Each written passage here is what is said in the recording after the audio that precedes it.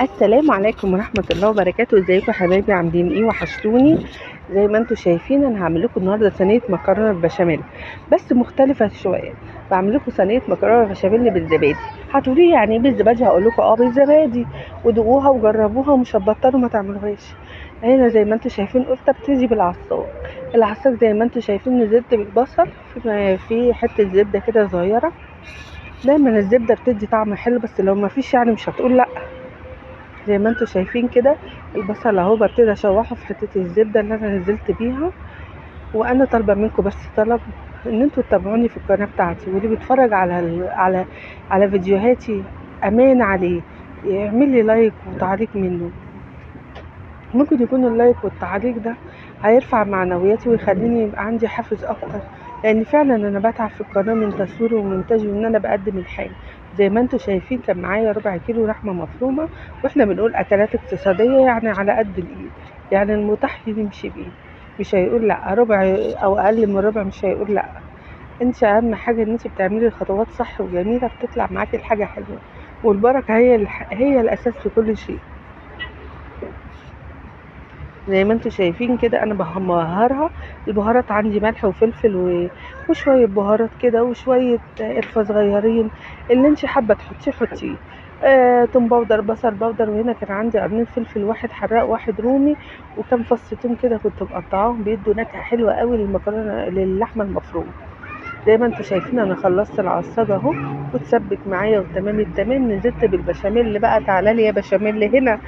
انا نزلت هنا بقى ايه، كان عندي 3 معالق دقيق كبار، في حتتين سمنه حلوين كده، معلقه زبده على معلقه سمنه، والاتنين مشوا بعض وشغالين. هنا بقى التكه اللي بقول لكم عليها، اللي كل واحده بتيجي تعمل بشاميل تقول لك كلكع معايا، ما كلكعش معايا. عمر البشاميل ما يكلكع معاكي. يعني انت لو حطيتي اللبن من البشاميل وهو في اوله كده هيكلكع. لازم تسوي البشاميل، لازم ياخد ويدي معاكي في التسويه على نار هاديه كده لحد ما تحسي انه كريمي معاكي كده، وكانه سلس وكانه مستوي.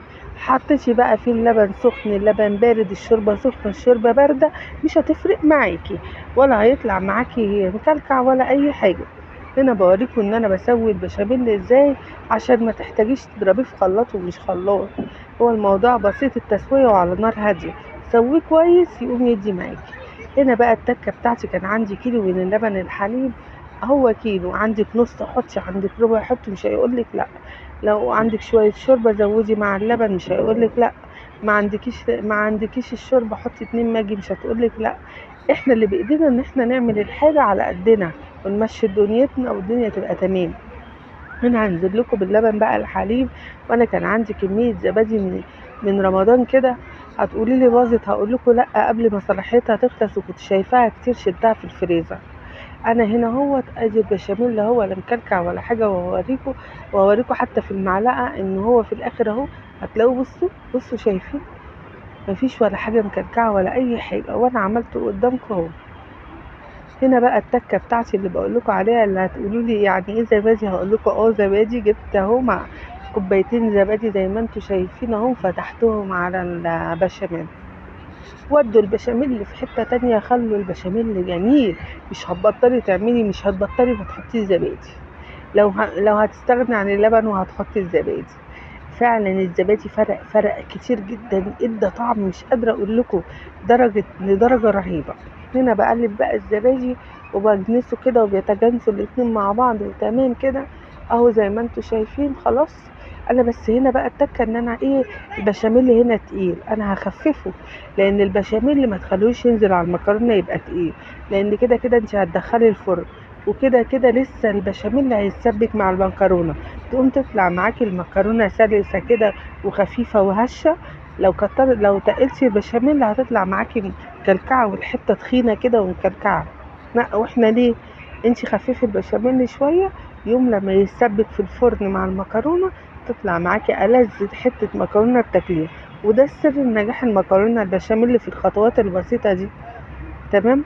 هنا حطيت شويه فلفل اسود، وطبعا شويه مش كتير عشان ما يسمرليش، يخلوا البشاميل لونه ابيض كده وجميل زي ما هو.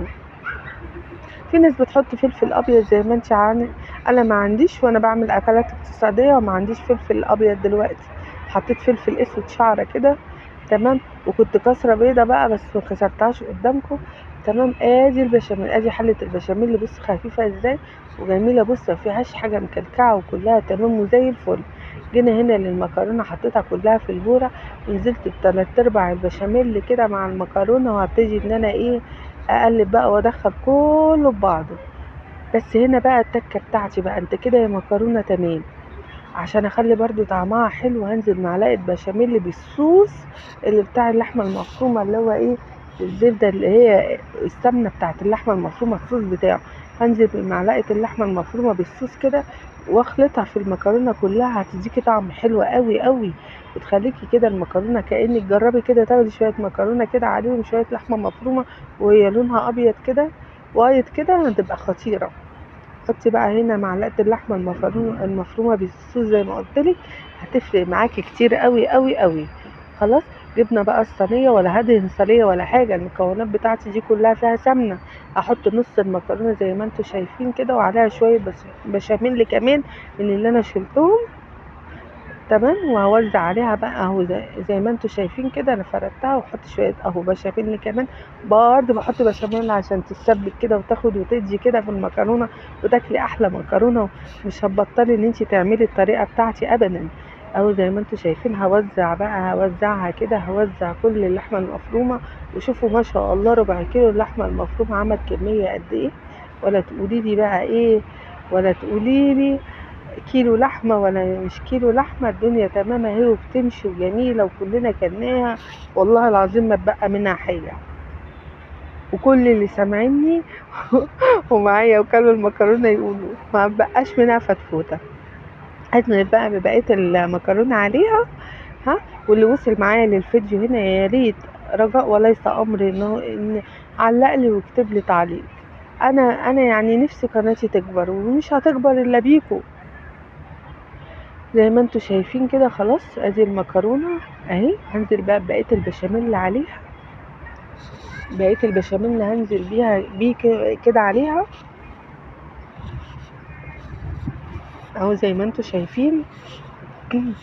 وهنا هتاكلوا والله العظيم احلى صينية مكرونة بالزبادي. مكرونة الزبادي دي ملهاش يعني. بصوا، ما يعني انا عن نفسي ندمت اني ما عملتش طول عمري الزبادي، وجت معايا بالصدفة لما قلت لكم كمية الزبادي اللي كانت موجودة عندي. واللي عنده زبادي جايبه ومش محتاجه عشان تحافظي عليه، شيليه في الفريزر. وهنا حطيت في البيضة شوية فلفل اسود، وانتوا عارفين ان شوية شعرة ملح وفلفل اسود عشان ايه، زفرت البيض وكده، ويبقى هحطها على الوش. زي ما انتوا شايفين هفرد البيضة، وهنا هبتدي ان انا ادخلها الفرن على درجة حرارة 180. وبرضو انتي اللي بعينيكي تشوفي، لان في فرن كتير قوي في البيوت بتبقى 180 بس، بتبقى الدرجة بطيئة او الدرجة عالية. فانتي تابعي حاجتك، وكل شوية بصي عليها في الفرن، وخليكي ست شاطرة كده. تمام. انا هنا هبت بقى صينيه المكرونه كده حبتين، بحيث بقى ايه البشاميل كده يبقى متظبط في كله. ودخلت الفرن زي ما انتوا شايفين، خرجت من الفرن، وبالهنا والشفا، وباي باي.